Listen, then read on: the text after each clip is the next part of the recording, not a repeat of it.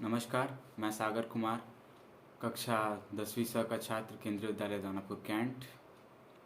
आज मैं आप सभी के सामने एक बुक रिव्यू करने वाला हूं और उस बुक का नाम है around the world in 80 days. ये बुक लिखी है जूल्स वर्न ने। ये एक इंग्लिश बुक है जिसे फर्स्ट पब्लिश किया गया था 1872 में। बात करें बुक के स्टोरी लाइन के बारे में, तो जैसा कि हम लोग बुक के टाइटल से देख सकते हैं कि around the world in 80 days, पूरी दुनिया की सैर 80 दिनों में। तो स्टोरी में जो मिस्टर फिलियस फॉग हैं, जो कि एक जेंटलमैन है, रॉयल तरीके से अपनी ज़िंदगी जीते हैं क्योंकि वो रिच हैं, टाइम के बड़े ही पंक्चुअल हैं और दिन भर काम करते हैं और रात को रिफॉर्म क्लब चले जाते हैं। रिफॉर्म क्लब लंदन का एक बहुत ही जाना माना क्लब था। तो मिस्टर फिलियस फॉग जब शाम को रिफॉर्म क्लब पहुंचते हैं तो वहाँ पर एक डिस्कशन पहले से शुरू हो चुका होता है, जो कि होती है एक रॉबरी के बारे में। लंदन में एक बहुत बड़ी रॉबरी होती है 55,000 पाउंड्स की, क्योंकि अमाउंट बहुत बड़ा है तो ऑफकोर्स लंदन की सारी पुलिस वहाँ लगी होगी, प्राइवेट डिटेक्टिव्स तक हायर हो गए थे। और चोर के बारे में बहुत अजीब बात है कि वो एक जेंटलमैन दिखता था। तो रिफॉर्म क्लब में सब बात कर रहे होते हैं कि वो चोर कहीं भी भाग सकता है, इतने पैसे हैं, इतनी बड़ी दुनिया है। तो मिस्टर फिलियस फॉग कहते हैं कि अब दुनिया ज़्यादा बड़ी नहीं है, अब हम लोग उसको 80 दिन में पूरा का पूरा ट्रैवल कर सकते हैं। दरअसल वो एक आर्टिकल पढ़ रहे होते हैं द डेली टेलीग्राफ में कि अब हम पूरी दुनिया की सैर 80 दिनों में कर सकते हैं। तो लोग कहते हैं ये तो बस कहने की बातें हैं, प्रैक्टिकली ऐसा कुछ भी पॉसिबल नहीं है। पूरी दुनिया की सैर कोई 80 दिन में कैसे कर सकता है। इस बात पे मिस्टर फिलियस फॉग की उनसे बहस हो जाती है और फिर वहाँ पे वो एक लेते हैं चैलेंज कि मैं पूरी दुनिया की सैर 80 दिनों में करूँगा, लेकिन एक शर्त पे, अगर मैं 80 दिनों के अंदर इस पूरी की पूरी जर्नी को कवर कर लेता हूँ तो आप मुझे मेरा ट्रैवल एक्सपेंस जो कि 4,000 पाउंड्स है वो देंगे, और अगर मैं नहीं कर पाता हूँ तो मैं आपको 20,000 पाउंड्स दूंगा। फिर मिस्टर फिलियस फॉग उसी समय 2 अक्टूबर को निकल जाते हैं जर्नी पे। 8 बजे उनकी ट्रेन होती है, वो जल्दी अपने घर जाते हैं और पैसे पटाउट, जो कि उनका सर्वेंट होता है, उससे बोलते हैं सामान पैक करो, हम पूरी दुनिया की सैर पर जा रहे हैं। अब जैसे कि मिस्टर फिलियस फॉग ने इतना बड़ा चैलेंज ले लिया है तो बहुत ही फेमस हो जाते हैं, लोग उन्हें जानने लगते हैं। तो लंदन पुलिस जो है उनको एक सस्पेक्ट लिस्ट में रखती है, क्योंकि चोर जो है वो भागना चाह रहा था, वो एस्केप करना चाह रहा था लंदन पुलिस से, और लंदन पुलिस को लग रहा था कहीं वो भाग ना जाए।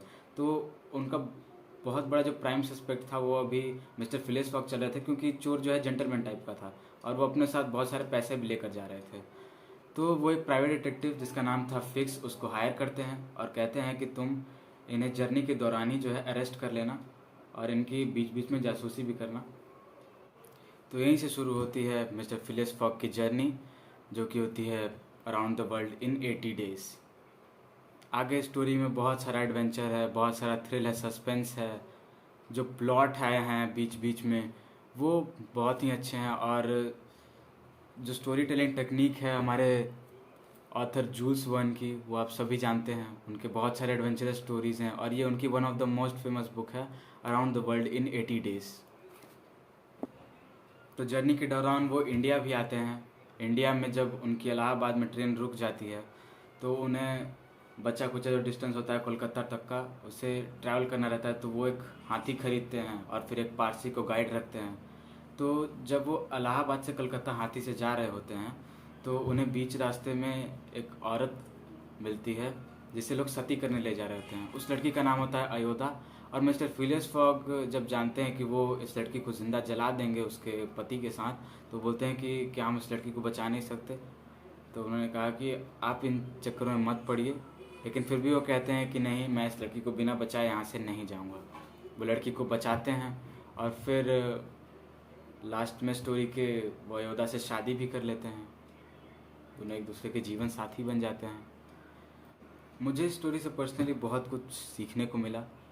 जो कैरेक्टर है मिस्टर फिलियस फॉग का और पैसा पटाउट का, मुझे ये सारे कैरेक्टर बहुत अच्छे लगे। पैसा पटाउट जो कि मिस्टर फिलियस फॉग का एक सर्वेंट था, वो एक बहुत ही कॉमिक कैरेक्टर था, तो मुझे बहुत अच्छा लगा। और फिर मिस्टर फिलियस फॉग, उनका एटीट्यूड जो कि एकदम किलिंग था, और उनकी कामनेस, कुछ किसी भी सिचुएशन में वो हमेशा काम ही रहते थे, और अगर हम काम रहते हैं तो हमारा काम बहुत अच्छे से होता है।